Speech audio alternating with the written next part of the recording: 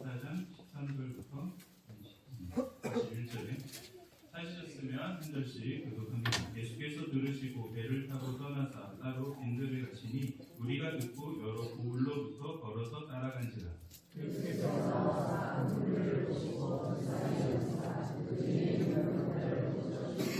저녁이 되매 제자들이 나와 이르되 이곳은 빈들이요 때도 이미 저물었으니 우리를 보내어 마을에 들어가 먹을 것을 사 먹게 하소서. 제자들이 이르되 여기 우리에게 있는 것은 떡 5개와 물고기 2마리뿐이니이다. 우리를 명하여 잔디 위에 앉히시고 떡 5개와 물고기 2마리를 가지사 하늘을 불러 축사하시고 떡을 떼어 제자들에게 주시면 제자들이 우리에게 주니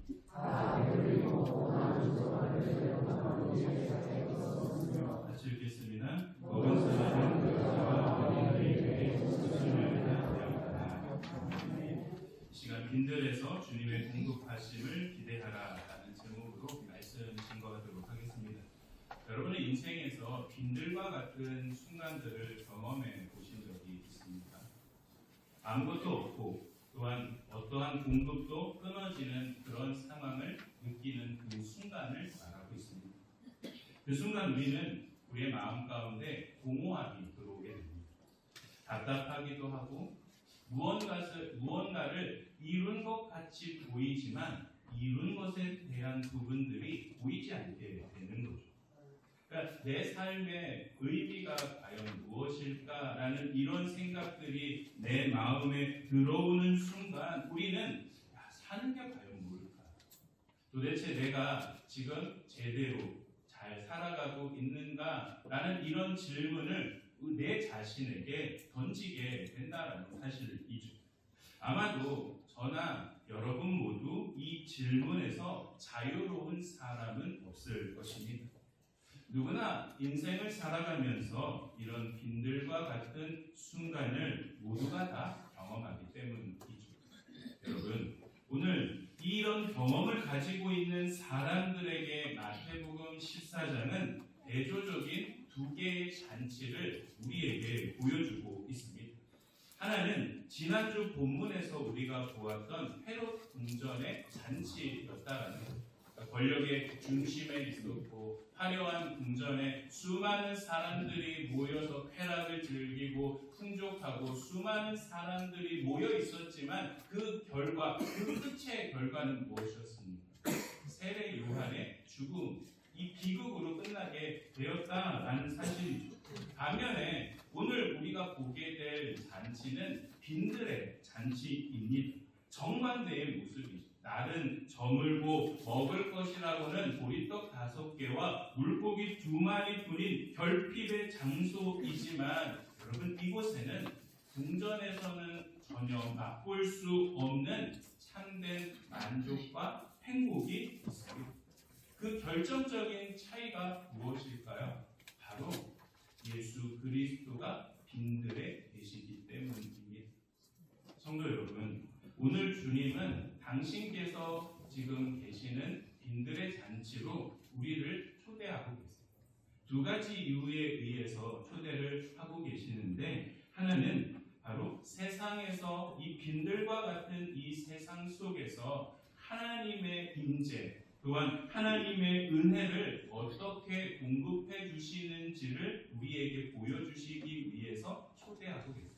그리고 또 다른 이유 하나는 바로 이 땅에서 하나님 나라를 보여주어야 될 교회된 성도인 우리에게 우리가 어떻게 살아가야 하는지에 대한 성도로서의 사명이 무엇인지를 깨닫게 하시기 위해서 우리를 초대하고 계신다라는 사실입니다. 그런데 그 공급하시는 그 과정을 보면 조금 독특합니다. 어떻게 독특하냐면 예수님은 제자들에게 3가지의 비상식적인 명령을 하세요. 너희가 먹을 것을 주어라. 그것을 내게 가지고 와.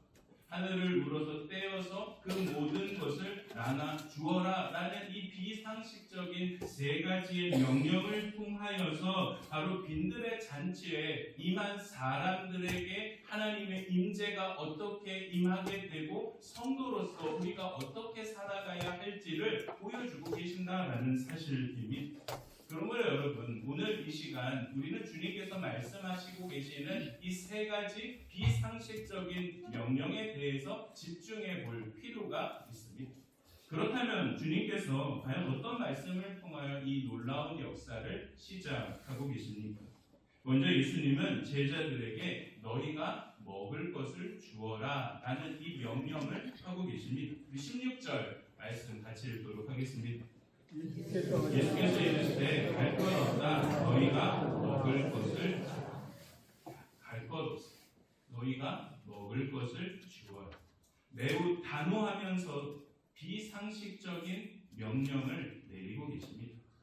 여러분, 왜 주님은 제자들에게 이렇게 불가능해 보이는 숙제를 내주고 계시는 걸까요? 그 이유를 알기 위해서는 먼저 이 빈들의 위치가 어디이고 무엇을 통해서 그 모든 것이 열리고 있고 누가 그 잔치에 참여하고 있는지를 알 필요가 있습니다. 13절의 말씀 같이 읽도록 하겠습니다. 예수께서 들으시고 배를 타고 떠나사 따로 빈들에 가시니 우리가 듣고 여러 돌로부터 걸어서 살아가니라. 그러니까 예수님께서 어떠한 이야기를 들으신 다음에 배를 타고 빈들로 이동하셨다라고 말씀하고 있죠. 여러분, 예수님이 어떤 이야기를 들으셨을까요? 두 가지로 유추해 볼 수 있습니다. 하나는 지난주 본문의 이야기 나온 것처럼 이 헤롯 안티파스가 예수의 소문을 듣고 죽은 세례 요한이 살아났구나, 이 예수를 통하여 살아났구나라는 그 이야기를 들으신 다음에 예수님께서 빈들로 이동하셨다는 겁니다.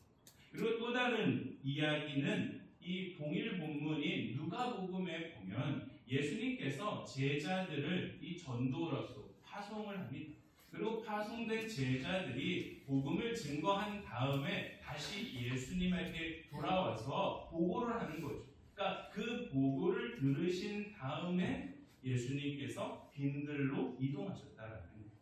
여러분, 그리고 누가복음에 보면 오늘 우리가 읽은 이 오병이어의 기적은 사복음서에 다 등장합니다.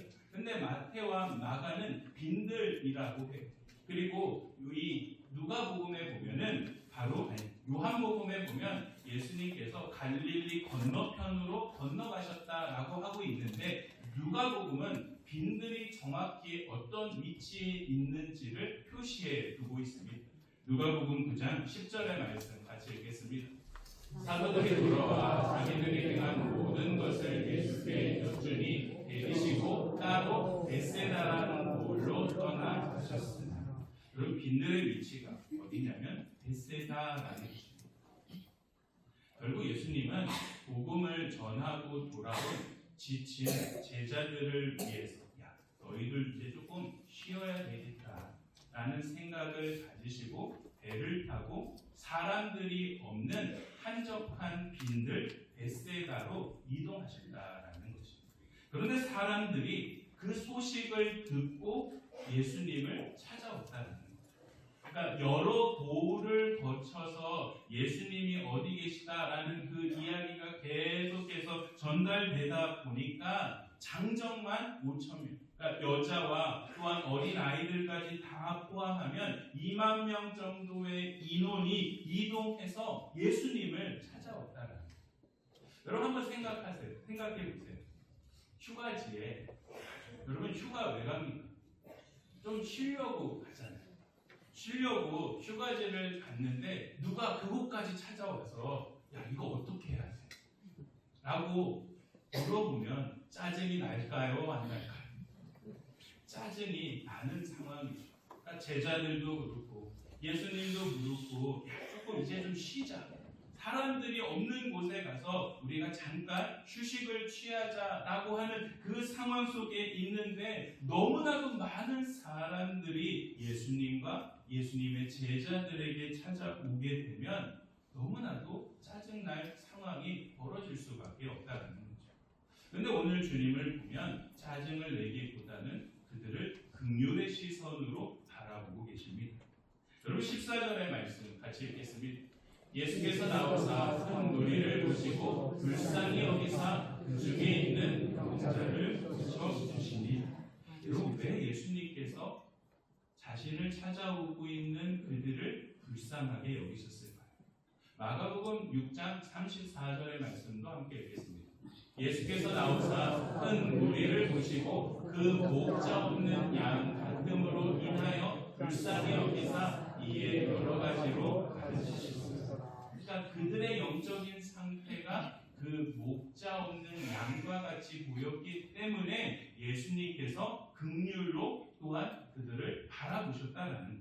여러분, 여기서 말하고 있는 그 목자는 누구냐면 양을 위해서 목숨을 걸 진정한 지도자들을 말하고 있어요. 그러니까 당시 이 무리들을 이끌고 있는 리더, 그러니까 정치적으로 이야기한다면 헤롯과 같은 왕들일 것이고, 종교적으로 이야기한다면 서기관이나 율법 교사나 대제사장이나 바리새인들과 같은 사람들을 말하고 있어요.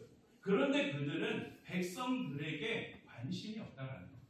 그들의 관심은 오로지 자신의 향락을 즐기는 데 몰입되어 있고 자신이 가지고 있는 이 기득권을 놓치지 않는 데 혈안이 되어 있을 뿐이지 백성들에게는 관심조차 두고 있지 않다라는 거죠. 그러니까 결국 무리들의 삶의 의미와 목적을 상실한 채 방황하고 있었고, 그런 그들에게 주님은 이 창자가 찢어지는 그런 심정으로, 그런 긍휼의 마음으로 그들을 바라보시며 영적으로 지쳐있는 그들을 자신의 품으로 초대하셔서 위로하시고 고치시고 영적인 결핍에 대한 그 모든 것을 채워주고 계셨다라는 거예요.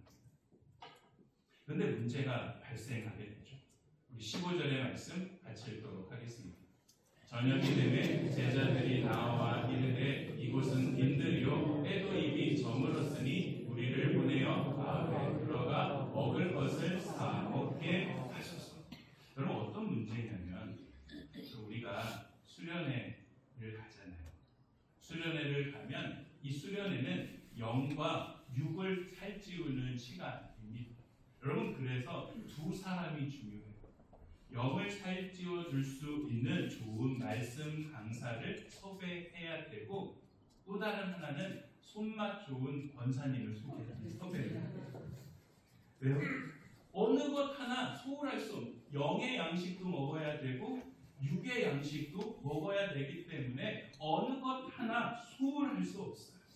그런데 여러분, 이 빈들에서 무리들은 영적인 양식을 예수님을 통해서 공급받고 있습니다. 그러나 영의 양식뿐만 아니라 배꼽 시계가 울리기 시작한다는 거예요. 그러니까 당연히 그들은 육의 양식을 먹어야 되는데 오늘 제자들이 뭐라고 합니까? 예수님, 여기는 빈들입니다. 아무것도 없습니다. 여러분, 무엇보다도 지금 너무나도 많은 사람들이 있어서 우리가 감당할 수 없습니다. 날도 더물었으니 예수님, 이 사람들을 도시로 내어보내서 각자 알아서 먹고 다시 돌아오면 어떨까요? 여러분, 지금 제자들이 예수님께 건의하고 있는 이 내용들은 상당히 합리적이고 상식적인 의견을 제시하고 있습니다. 그런데 여러분, 예수님이 어떻게 반응하고 계십니까? 합리적이고 또한 상식적인 그 이야기를 반대로 비합리적이고 비상식적인 명령을 내리고 계세요. 우리 16절의 말씀 다시 읽도록 하겠습니다. 예수께서 이르시되 갈 것 없다 너희가 먹을 것을 주라. 야, 그럴 필요 없어. 너희가 줘라. 여러분, 이 말씀은 충격적이에요. 대책이 없는 말씀으로 들려옵니다. 2만 명이나 달하는 그 인원을 먹일 수 있는 일은 오늘날도 쉽지 않습니다. 한 번에 먹을 수 있는 식당도 없고요. 2만 명을 충족시킬 수 있는 음식도 없을 상황입니다. 그러니까 빨리 흩어져서 각자 알아서 해결하고 돌아오는 것이 현실적인 대안으로 보일 수밖에 없는데 예수님은 그것이 아니라 너희가 죽어라 라는 이런 비상식적인 명령을 내리고 계신다는 거예요. 왜 그럴까요? 예수님의 이 말씀의 의도는 과연 무엇일까요? 여러분 지금 예수님이 말씀하신 너희가 먹을 것을 주어라 라는 이 말씀의 의미는 공급할 자와 공급을 받을 자를 명확하게 대조하심으로 인하여 제자들의 사명이 무엇인지를 일깨우기 위함인 겁니다. 그러니까 예수님은 이제 제자들이 이제는 너희가 대접받는 자리에 위치해 있는 사람들이 아니라 세상을 섬길 수 있는 주체로서 살아가야 한다는 거죠.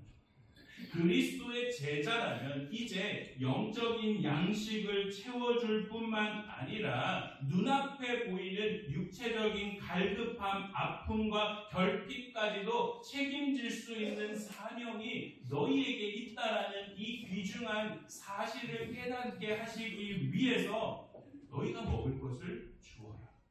이런 비상식적인 명령을 제자들에게 내리고 계시는 거예요. 성도 여러분, 교회의 본질은 결국 사람 세우는 겁니다. 어떤 사람을 세우는 거냐면 인생에서 빈들을 경험하고 있는 사람들을 세워야 한다는 거죠. 영적으로 메마르고 영혼이 굶주린 사람들을 먹이고 입혀서 참된 그리스도인으로서 성장시키는 것이 교회의 존재 이유라는 사실입니다. 그래서 예수님은 그 존재의 이유를 가르쳐 주시기 위해서 제자들에게 너희가 먹을 것을 주어라.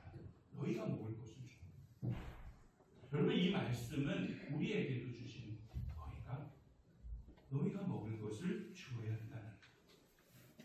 지난주 목회 칼럼에서 라오스에서 유학 온 우리 이삭과 양멘 청년에 대해서 소개한 적이 있습니다. 그들에게 장학금을 전달하는 이유가 무엇일까요? 우리 곁에 찾아온 그 나그네들을 환대하고 그들을 다시 복음의 통로로서 세워서 복음으로 파송하기 위함이라는 거예요. 여러분 왜 그러냐면 그 사람들을 통해서 우리는 한 사람을 섬겼지만 그 한 사람이 한 나라를 품고 복음의 통로로서 하나님의 역사가 시작되기 때문입니다. 동시에 오늘 너희가 먹을 것을 주어라 이 말씀, 이것의 실제적인 실천이 이와 같은 모습이라는 거죠. 여러분 교회는 분명히 합리적이고 상식적인 판단에 의해서 움직여야 합니다. 교회의 목회의 방향성이라든지 또한 여러 가지의 교회의 일들, 목회자의 독단적으로 하는 것이 아니라 성도들과 함께 의견을 조율하면서 때로는 목회자의 생각에 따라오기도 하고 때로는 목회자의 생각이 틀리면 이야기하면서 수정하면서 목회자도 그 모든 것을 수정하면서 함께 이루어 가야 된다는 거예요. 그러나 이것보다 더 중요한 게 있습니다. 하나님의 말씀, 하나님의 명령이 상식적인 부분에 합리적인 부분보다 먼저 된다는 사실입니다. 그래서 여러분 때로는 주님의 명령이 비합리적이고 비상식적인 수준으로 내게 들려오지만 오히려 우리는 이성과 영성이 충돌할 때 영성을 선택할 수 있어야 된다. 주님의 명령에 순종할 수 있어야 된다는 것. 여러분 이것이 믿음이고 목자 없는 양을 바라보고 계시는 주님의 심정을 우리가 느낄 수 있는 순간이 된다는 것. 그러므로 여러분 때로는 너희가 먹을 것을 주어라 라는 이와 같은 비상식적인 명령이 우리에게 들려올 때 그것이 주님의 말씀이고 주님의 명령이라면 여러분 절대로 외면하지 마십시오. 비합리적이고 비상식적으로 들려와도 우리가 믿음으로 순종할 때 전혀 다른 방법으로 일하고 계시는 하나님의 나라의 실제를 보게 될 줄 믿습니다. 여러분 그렇다면 오늘 본문에서 그 하나님의 나라의 실제는 과연 무엇일까요? 예수님은 그 실제를 어떻게 보여주고 계십니까? 바로 두 번째 명령인 내게 가지고 그것을 내게 가지고 오라라는 이 말씀을 통하여서 보여주고 계십니다. 여러분 17절과 18절의 말씀 같이 읽겠습니다. 제자들이 이르되 여기 우리에게 있는 것은 떡 5개와 물고기 2마리뿐이니라. 이르시되 그것을 내게 가져오라 하시니. 17절의 말씀과 18절의 말씀은 제자의 말과 예수님의 말씀을 대조하고 있어요. 17절에서 제자들은 예수님 우리에게 떡 5개와 물고기 2마리 뿐입니다. 근데 여러분 원어를 보면 지금 예수님 우리가 가지고 있는 이것밖에 없어요. 상당히 부정적인 어투로 말하고 있는 거죠. 그러니까 제자들의 말 안에는 체념과 불신이 들어가 있다라는 거예요. 예수님 고작 이것밖에 없는데 어떻게 이걸로 뭘 하실 수 있으시겠어요? 말도 안 돼요. 이거 너무 불가능합니다. 이런 탄식이 섞인 이야기로 예수님 앞에 이야기하고 있습니다. 여러분 제자들은 지금 문제의 해결자이신 예수님이 자신들의 옆에 있음에도 불구하고 눈앞에 보이는 그 초라한 작은 보잘것없는 것에 이 눈에 시선이 빼앗기다 보니까 불평을 예수님께 계속해서 쏟아놓고 있죠. 여러분 우리도 이럴 때 있잖아요. 내 옆에 주님이 계시죠. 엠마오로 내려가는 그들이 자신들 옆에 예수님이 계셨음에도 불구하고 알아보지 못하는 것처럼 인생의 빈들을 경험하는 순간 분명히 예수님이 옆에 계심에도 불구하고 우리는 예수님을 의지하지 않고 내 초라한 것, 내 부족한 것, 내 짧은 인맥들을 보면서 이것뿐이네 라고 하며 낙심할 때가 있다. 문제의 크기에 압도되어서 공급자의 능력을 상실한 채 살아가 버린다라는 사실. 그런데 여러분 아무리 초라하고 보잘것없는 것이라 할지라도 그것이 누구의 손에 들리게 되느냐에 따라서 그 결과는 달라진다. 여러분 다윗의 물맷돌을 한번 생각해 보십시오. 소년에게 그 물맷돌은 그냥 사나운 짐승을 쫓는 도구였지만 그것이 하나님의 이름으로 선포하면서 던지게 되는 순간 거인인 골리앗을 쓰러뜨릴 수 있는 구원의 무기가 되고 있다는 거예요.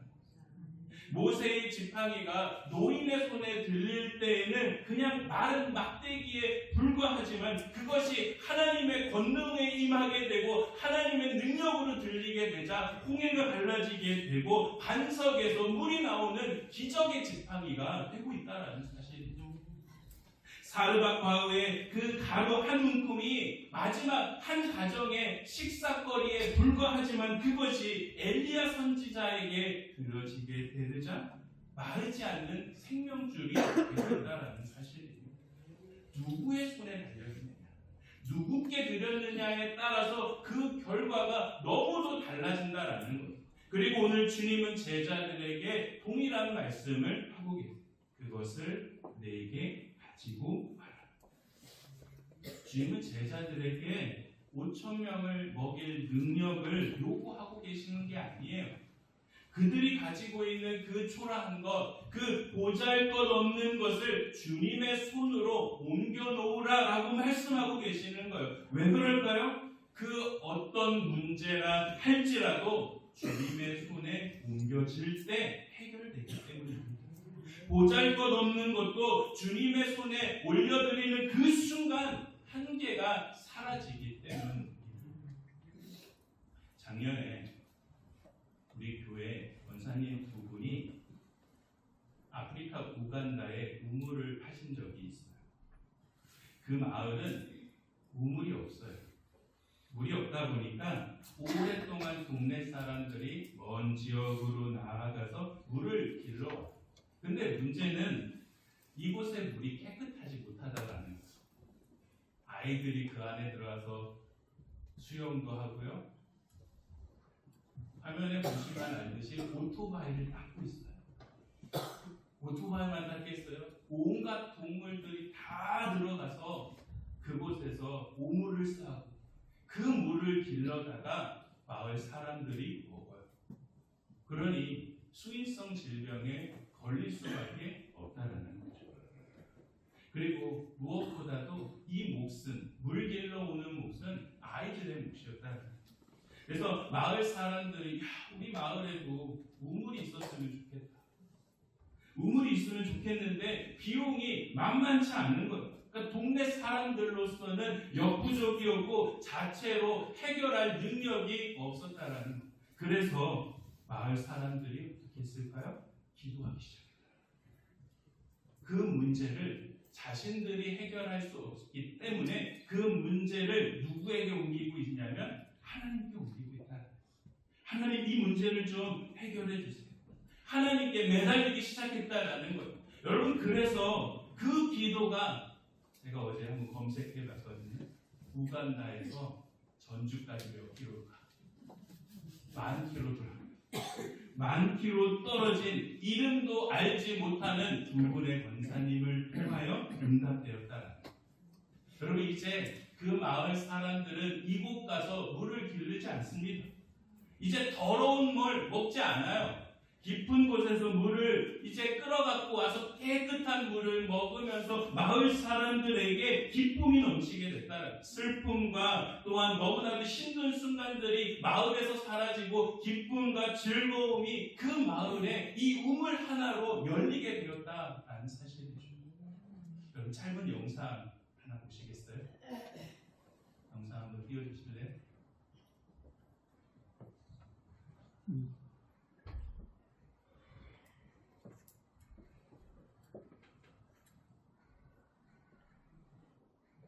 술 마시면 좋은데 영상 한번 띄워주시겠어요? 영상 한번 띄워주시겠어요?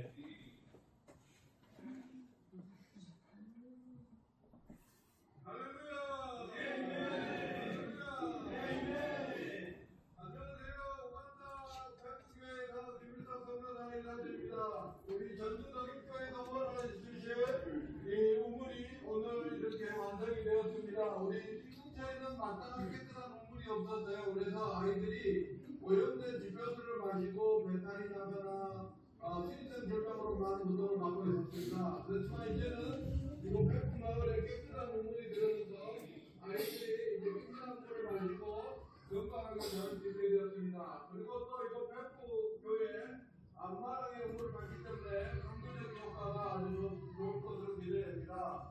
많은 사람들이 물을 빌리러 와서 물을 마시고 또 예배도 드리고 교회에 와서 하나님을 찬양하는 귀한 역사들이 있을 것입니다. 감사합니다. 교회 우리 감사합니다. 하나님의 그 무한하신 축복이 있기를 기도합니다. 감사합니다. 할렐루야!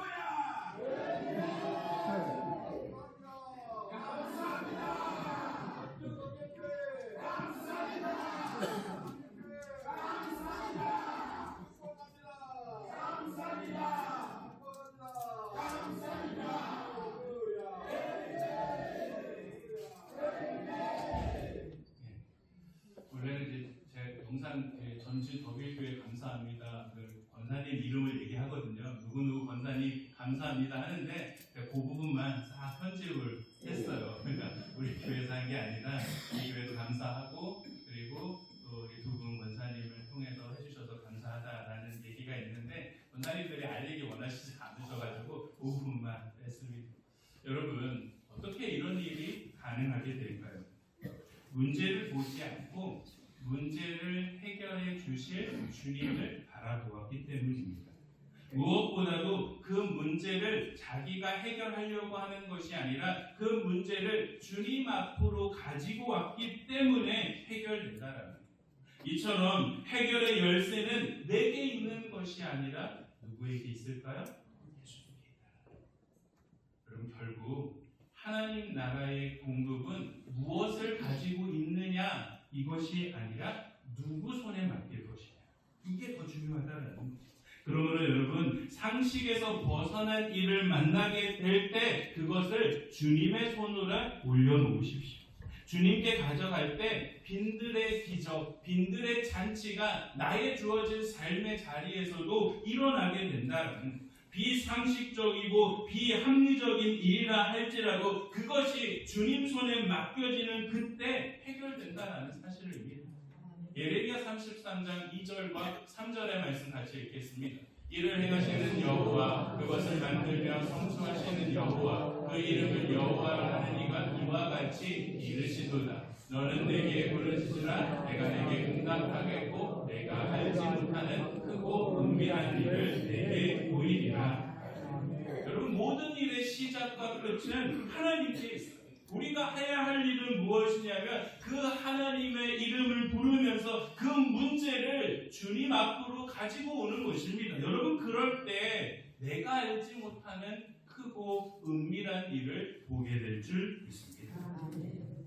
지금까지 우리는 오병이어의 발단 과정과 진행 과정을 봤습니다. 그리고 이제 마지막으로 남은 것은 오병이어의 결과 또한 그 규모를 볼 필요가 있죠. 여러분, 우리가 오병이어의 이적의 규모를 보아야 하는 이유는 하나님 나라가 어떻게 확장되고 있는지를 알아야 하기 때문입니다. 우리 19절과 20절에 21절까지의 말씀 같이 읽도록 하겠습니다. 우리를 명하여 잔디 위에 앉히시고 떡 5개와 물고기 2마리를 가지사 하늘을 우러러 축사하시고 떡을 떼어 제자들에게 주시매 제자들이 우리에게 주니 다 배불리 먹고 남은 조각을 12바구니에 차게 거두었으며 먹은 사람은 여자와 어린아이 외에 5,000명이나 되었다. 오병이어를 통해서 하나님 나라는 어떻게 확장될까요? 여러분, 오늘 말씀 우리가 19절부터 21절까지의 이 말씀, 특별히 29절의 말씀을 통해서 4단계에 걸쳐서 확장되고 있다는 것을 알 수 있습니다. 그러니까 주님은 제자들이 가지고 나온 그 보리떡 5개와 물고기 2마리를 각자 어떻게 하세요? 하늘을 우러러 그것을 높이 드시고 하나님 앞에 감사하고 계십니다. 여러분, 여기서 하고 있는 감사는 미리 감사합니다. 그러니까 미리 나에게 주신 것에 대해 아직 없지만 미리 하나님 앞에 감사하고 있습니다. 그런 다음에 그것을 떼어서, 그리고 세 번째는 제자들에게 나누어 주고 계세요. 그것을 떼은 것을 제자들이 나눔을 받자 그 나눔을 가지고 사람들에게 어떻게 해요? 다 나누어 주기 시작했다라는 거예요. 여러분, 제자들이 나누어 주자 어떻게 됐습니까? 부족함이 없게 되었다라는 거예요. 모든 사람들이 다 배불리 먹고 남았다라는, 얼마큼 남았죠? 12바구니가 남게 되었다. 어떻게 이런 일이 가능했을까? 예수님께서 떡을 떼어서 그 제자들에게 나누어 줬고 제자들이 계속해서 사람들에게 멈추지 않고 나누는 수고와 그 공급을 통하여서 이 모든 것이 가능하게 되었다라는 거예요. 여러분, 이것이 하나님 나라의 방식이라는 거예요. 세상 나라는 확장하려면 모으라라고요. 돈을 모으고 재물을 모으고 힘을 키우라고 말하지만 하나님의 나라는 정반대로 나누라라고 말씀하고 계세요. 왜요? 나누면 나눌수록 커지고 확장되기 때문입니다. 그렇다면 여러분, 우리는 무엇을 나눠야 될까요? 예수 그리스도를 나누어야 된다는 사실입니다. 요한복음 6장 35절의 말씀 같이 읽겠습니다. 예수께서 이르시되 나는 생명의 떡이니 내게 오는 자는 결코 줄이지 아니할 터이요 나를 믿는 자는 영원히 목마르지 아니하리라. 여러분, 요한복음 6장 35절 이 말씀은 이 요한복음에 보면 오병이어의 이적을 일으키신 다음에 예수님께서 제자들에게 바로 이 오병이어가 가지고 있는 영적인 의미가 무엇인지에 대해서 설명하면서 예수님은 자신을 나는 생명의 떡이다, 나를 먹는 자는 영원히 배부를 것이다 라는 것, 배고픔을 느끼지 않게 될 것이다 라는 이 말씀을 주시면서 오병이어의 참된 의미가 무엇인지에 대해서 제자들에게 설명해 주고 계시는 거예요. 여러분, 어떤 의미냐면 오병이어는 단순한 식사가 아니다라는 거예요. 장차 십자가에서 영원한 생명으로 자신을 떼어주실 그 십자가의 사건에 대해서 예표하고 있다라는 거예요. 빈들의 오병이어는 육적인 공급을 통해서 그 떡을 받은 제자들이 부지런히 나누어 주자 모두가 다 배불리 먹는 것처럼 이제 골고다의 십자가는 영적인 공급으로서 당신의 몸을 떼어서 온 인류의 생명으로 내어주신 생명의 떡이신 그 예수 그리스도를 이 빈들의 세상 속에서 제자들이 부지런하게 전할 사명이 너희에게 있다는 것. 결국 하나님의 나라는 예수님께서 그 공급해 주시는 손과 전달해야 될 우리의 발이 합쳐져서 만날 때 확장된다라는 것을 우리에게 보여주고 계시는 겁니다. 성도 여러분, 지금도 주님은 하늘의 자원을 교회를 위해 끊임없이 공급하시는 겁니다. 그러므로 우리는 그 사명이 우리에게 주어졌고 우리 역시 생명의 떡이신 예수 그리스도를 빈들로 나누어 주라는 것. 여러분, 오늘 제가 광고 시간에 전도지 가지고 가세요 라고 했던 이유가 있어요. 생명의 떡이신 예수 그리스도를 나누어 주라는 거예요. 나누어 주라는 거예요. 여러분, 우리가 주님의 이름을 걸고 주님을 떼어서 성찬식에서 그 떼어서 먹는 것처럼 그 주님을 떼어서 나눌 때 이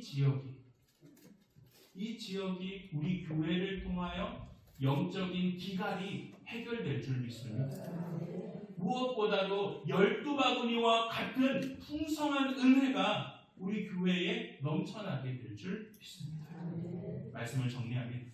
오늘 우리는 이 화려한 헤롯의 성전과 초라한 베세다의 빈들을 대조해 보았습니다. 세상은 궁전의 화려함을 부러워해요. 하지만 그곳엔 진정한 만족과 행복은 없습니다. 오히려 아무것도 없는 빈들에 누가 계시기 때문에요? 주님이 계시기 때문에. 주님이 계시기 때문에 그곳은 세상이 줄 수 없는 행복과 만족이 있다라는 거예요. 그러므로 여러분, 빈들과 같은 세상에 살아간다라고 해서 염려하지 마십시오. 염려가 들어오면 그 문제를 누구 손에 맡기면 돼요? 주님 손에 맡기면 된다라는 거. 주님께 가지고 오고 우리가 해야 될 것은 생명의 떡이신 그 예수 그리스도를 전하기만 하면 된다. 그럴 때 우리의 주어진 빈들과 같은 세상 속에 있다 할지라도 그 모든 현장이 기적의 현장으로 바뀌게 될 뿐만 아니라 날마다 우리를 위해서 채우시고 공급해 주시는 하나님의 은혜를 경험하게 될 줄 믿습니다. 그 은혜 가운데 한 주간 살아가시는 저와 여러분 모두가 되길 주님의 이름으로 축원합니다. 기도하시겠습니다.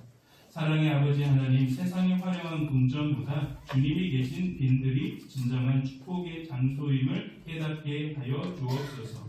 우리의 인생이 때로 저물어가는 빈들 같고 가진 것이 우명이어처럼 초라해 보일 때도 있습니다. 그럴 때마다 세상의 계산기에 의지하지 않게 하여 주시고 너희가 먹을 것을 주라 라고 말씀하신 그 주님의 말씀 앞에 순종하면서 따라 나아갈 수 있게 하여 주시옵소서. 우리의 작은 헌신과 순종을 주님 손에 올려드리오니 생명의 떡이신 예수 그리스도를 온전히 증거하는 자로서 살아가게 하여 주시옵소서. 이 모든 말씀 우리를 구원하신 예수 그리스도의 이름으로 기도합니다.